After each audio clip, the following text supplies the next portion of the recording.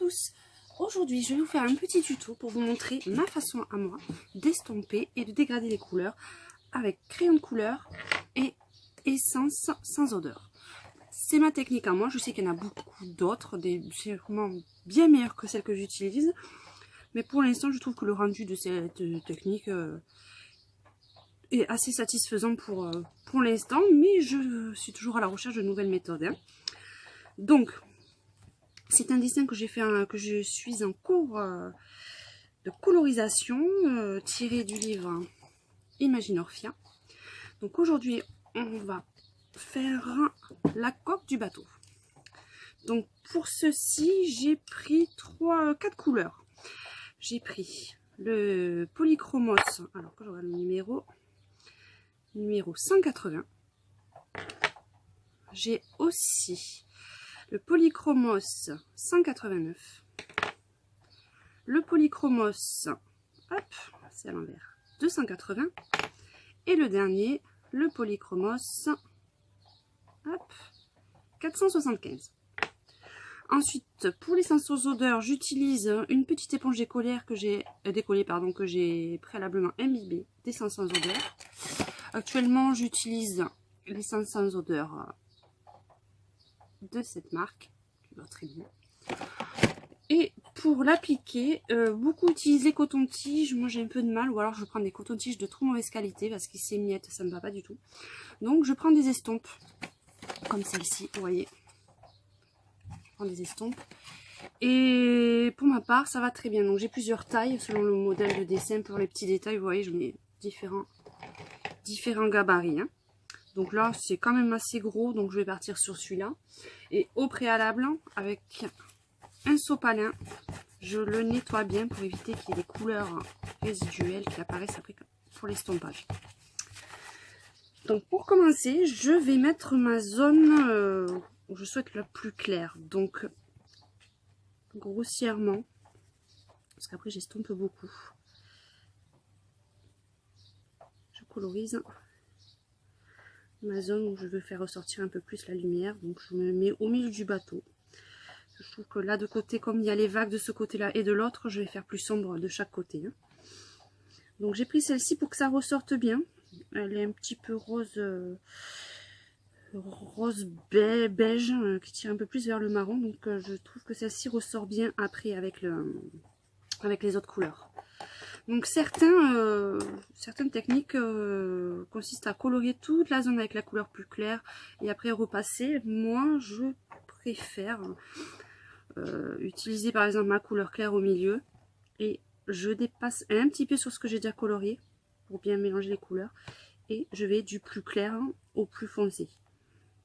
Alors, je sais que beaucoup n'utilisent pas cette méthode, mais c'est vrai qu'actuellement c'est ce que je fais et ça me va très bien. Donc à chacun après sa façon de faire, mais c'est vrai que moi pour l'instant celle-ci me convient bien. Je trouve que les résultats après visuellement sont pas mal. Hop. On essaie de faire à peu près équivalent de chaque côté. Donc je n'appuie pas énormément. Je ne veux pas trop appuyer pour ne pas marquer trop les crayons. Et je repasse toujours quand même sur la couleur un peu plus claire pour bien marquer les... pour bien estomper et qu'il n'y ait pas de marques différentes qui risquent de ne pas faire un très joli rendu. Donc je passe ensuite à la couleur encore au-dessus. Et pareil, je repasse un petit peu sur celle d'avant.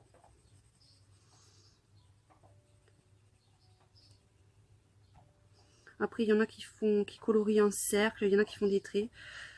Moi, c'est selon un peu l'inspiration, mais en général, c'est vrai que j'aime beaucoup plus faire des ronds.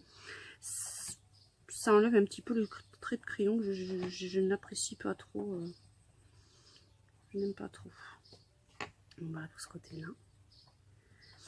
Ensuite, là, je repasse un petit peu aussi sur la couleur que j'avais plus claire un petit peu avant. Comme ceci. Hop. On fait bien dans les détails. On peut toujours essayer que ça soit assez équilibré, que ce soit pas un côté plus grand que l'autre. Moi j'aime bien quand c'est bien équilibré. Et enfin, la couleur la plus sombre et pareillement, attendez que je ne me trompe pas, c'est bien celle-là. Je reprends toujours la couleur un petit peu avant. J'appuie doucement et j'appuie de plus en plus vers le foncé. Donc je suis plus légère au début, et plus j'arrive vers le bout, et plus je vais être un peu plus dans l'appui.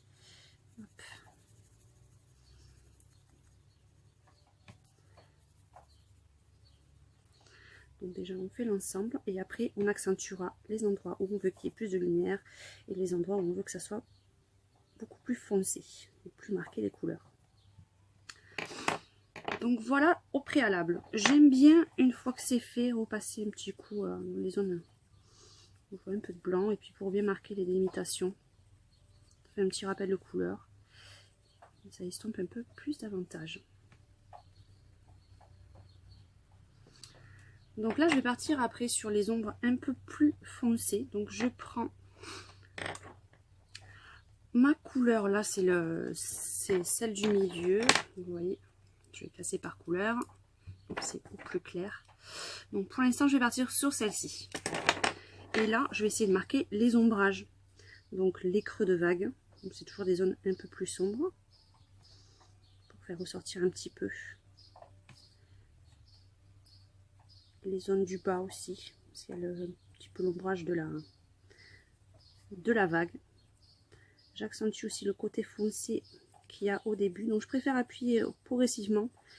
Si on appuie trop fort au début, après c'est un peu plus dur pour revenir hein, si on voulait faire un petit peu moins marqué. Donc là, on va accentuer un petit peu. Là, j'en mets un petit peu aussi. Donc là aussi, il y a l'encre du bateau.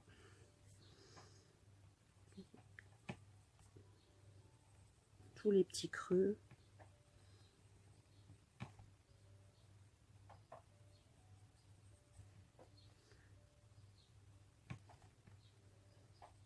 Oui, je fais... Et ce qui aide beaucoup sur ce dessin, c'est que vous avez des ombres déjà un peu hachurées, donc automatiquement on sait que c'est là qu'il faut marquer davantage. Hop. Tous les dessins de Kirby Rosanne ont toujours ces petites aides pour bien montrer les côtés qui sont plus foncés que d'autres. Donc celui-là, je reprends un petit peu. Donc c'est une technique qui va quand même assez vite. Après, hop, on va marquer encore un petit peu là.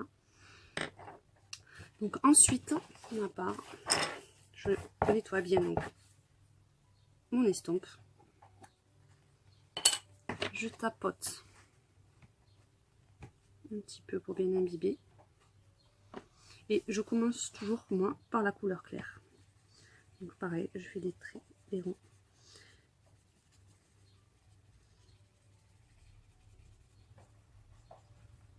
Parce que si vous commencez par la couleur foncée, après ça va bien, enfin pour ma part, je trouve ça assombrit après trop la couleur claire. Donc là, quand vous voyez que vous arrivez à la démarcation de deux couleurs, j'aime bien, bien revenir un petit peu sur la couleur claire pour estomper.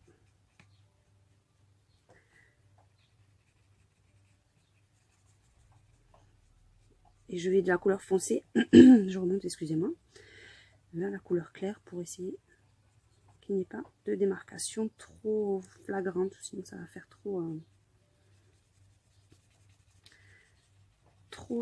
démarqué. Et je pense qu'après ça sera pas très joli visuellement.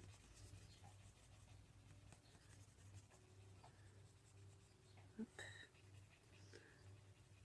Attention de pas trop marquer sur les autres. Après ça peut se gommer. Enfin, ça se nettoie assez facilement si vous mettez un peu de couleur, par exemple sur un élément que vous n'avez pas dessiné encore, un petit coup de gomme, après il n'y a pas de souci, ça s'en va assez bien.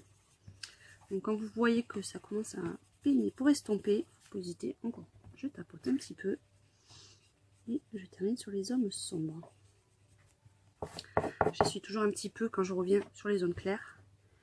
Ne pas hésiter de repasser sur les démarcations pour que ça s'estompe et que les deux couleurs de liaison se mélangent bien. Parce que si vous avez une trop forte démarcation, c'est vrai que le rendu, ça fait beaucoup moins naturel. Hop, Vous descendez. Là, je remonte toujours un peu la foncée pour la mélanger.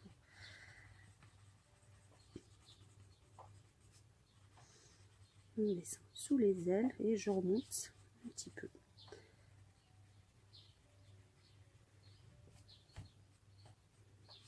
Hop, je remonte toujours un petit peu. Vous voyez, j'ai un peu dépassé, mais je repasserai une petite couleur de bleu hein, au final pour enlever ces petites traces de marron qui ne sont pas à leur place.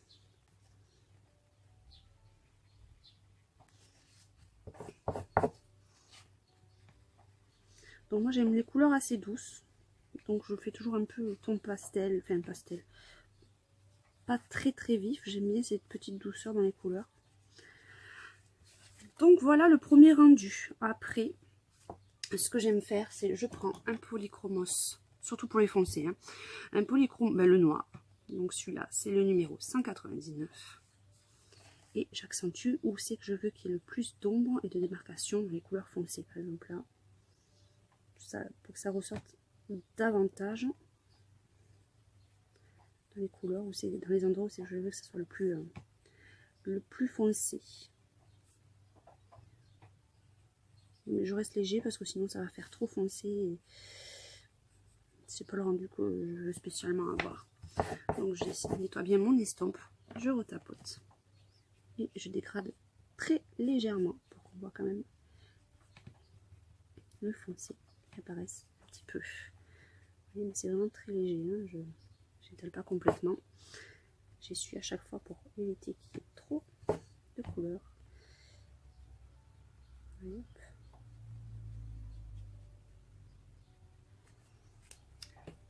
Donc, ensuite, pour le petit détail, si j'ai trop dépassé, j'utilise, alors c'est les embouts crayons Faber-Castell. Moi ça me va très bien parce que c'est assez fin, et pour gommer, pour arranger certaines zones, je trouve que c'est parfait pour les petits dessins comme les dessins que vous pouvez trouver sur Imagimorphia ou Mythomorphia. Donc je trouve que pour les détails c'est parfait. Donc toutes les zones où j'ai un petit peu débordé, on rectifie légèrement comme ça, il n'y a pas de souci. Après quand vous passez sur les autres couleurs, là on va, vous voyez, le marron pour que ça fasse un ensemble plus homogène.